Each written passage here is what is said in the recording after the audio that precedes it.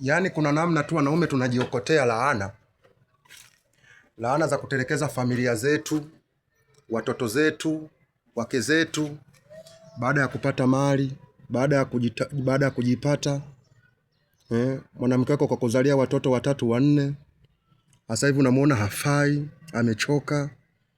Unatembea na vitoto vya 2000, unamwacha hapo amefubaa. Tunajiokotea laana. Ulianza naye, maliza naye. Tuwapige pamba wake zetu, tuwajali, tuwaheshimu, tuwapende. Ukimpenda mke wako atapendeza, hata kama una 100, una 500, una buku, una 10,000. Mpige pamba za hizo 10,000.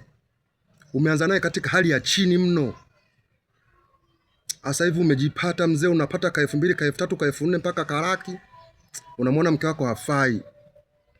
Unatembea na wanawake wengine. Oya, hiyo laana ni nzito sana yani. Anguko lake la kiuchumi hapo itakuwa ni kubwa sana. Hata Benki ya Dunia ikija hapa mzee kukuokoa haitaweza.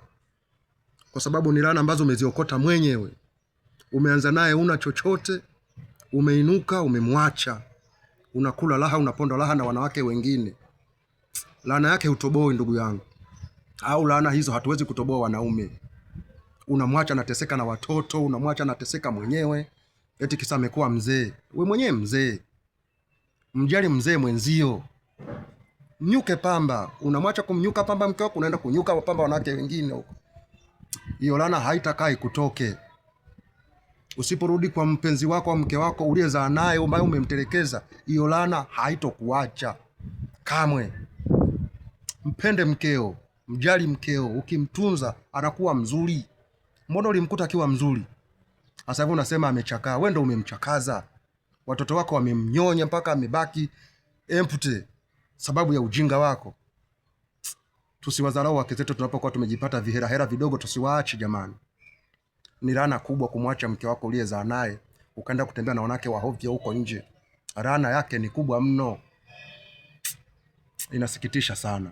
Jitu linakula raha na wanawake wengine, mke wake anamwacha ndani, linarudi saa 8 za usiku, saa 9, au limetelekeza kabisa familia. Shenzi haya majanaume ya hivi. Mapuzi.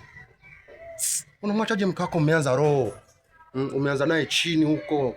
Sasa hivi umejipata unakaa nyumba nini? Unamdharau mke wako. Tena ushindwe kabisa wewe. Mpuzi mmoja usiyekuwa na akili. Ndio unasababisha wanaume wote tunaonekana wahovyo. Hata ambao hatuna hela tunaonekana pia ni wahovyo. Tumekosa uaminifu kwa wake zetu. Kwa wapenzi wetu tumekosa uaminifu. Sababu ya mijanaume ya hovyo. Inaanza chini, kipata hela inabadilika. Shenzi kabisa wewe.